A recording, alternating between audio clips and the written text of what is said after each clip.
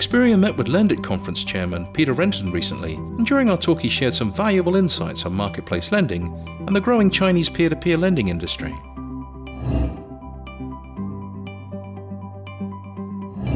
I think there's two things. One is that it is massive. The Chinese market is so big. It's bigger than the rest of the world combined.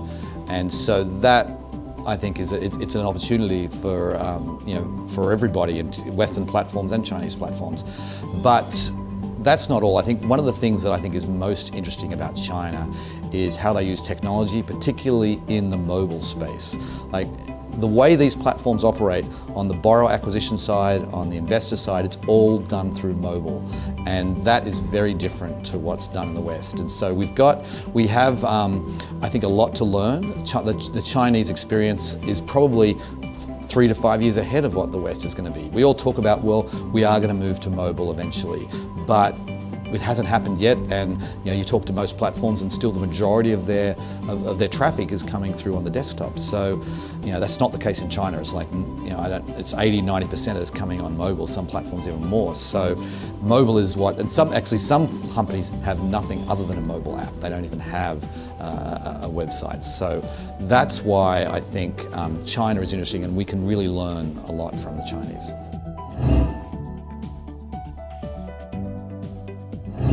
Yeah, well, I think the US companies have a couple of, I think the first thing we're going to see from US companies is them trying to attract Chinese capital. That has already started. We have seen some Chinese capital coming in. There's been publicly available information, like with one of SoFi's investors is a Chinese company.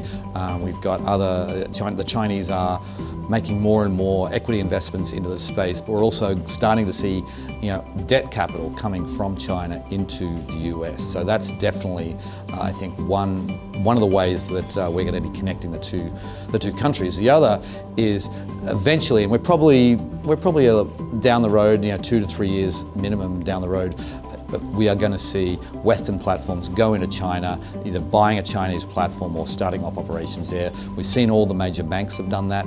China is such a big market that it can't be ignored. If you want to be a global player, you have to be in China. So I think that's probably the secondary, that's the second step. First step is getting in, attracting capital.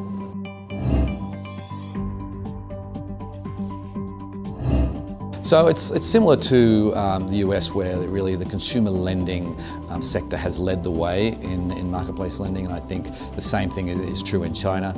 There is definitely small business lending. In fact, small business lending is probably even needed more in China than the West, because small business owners, entrepreneurs in China have very few options when it comes to obtaining financing, and so these platforms are setting up to really fill that massive void.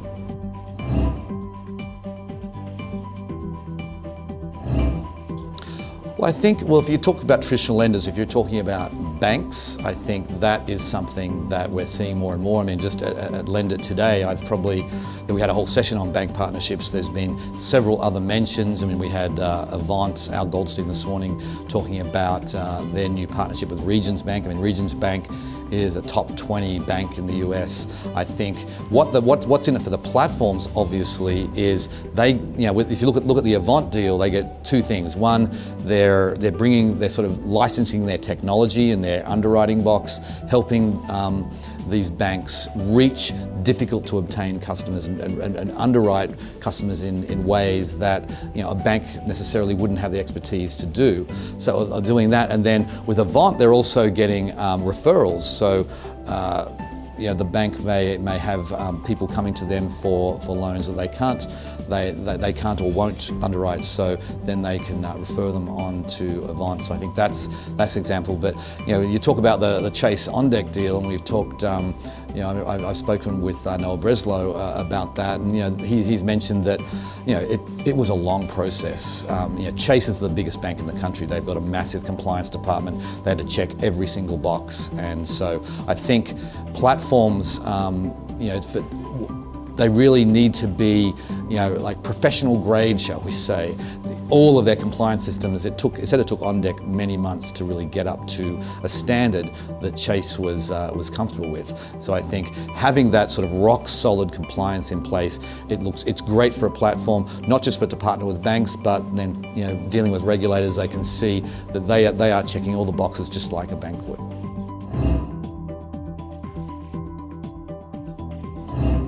It's something that I've been passionate about for a long time. I mean, really, we're probably a year or two overdue on having this association come into being, but it's better late than never. I think we really need to come together as an industry and have a unified voice when we're dealing with Washington, dealing with lawmakers. Every industry that has an association that can be heard in Washington that represents the entire industry, and I feel like that's where we just started. It just launched, very a few days ago. But I think, it's overdue, and having that, I think, will help us not only just raise the profile of the industry, but really help us, talk directly with regulators, and regulators aren't going to say, well, okay, this is just one company that's got their own agenda. This is the industry talking, and they'll pay more attention, I think.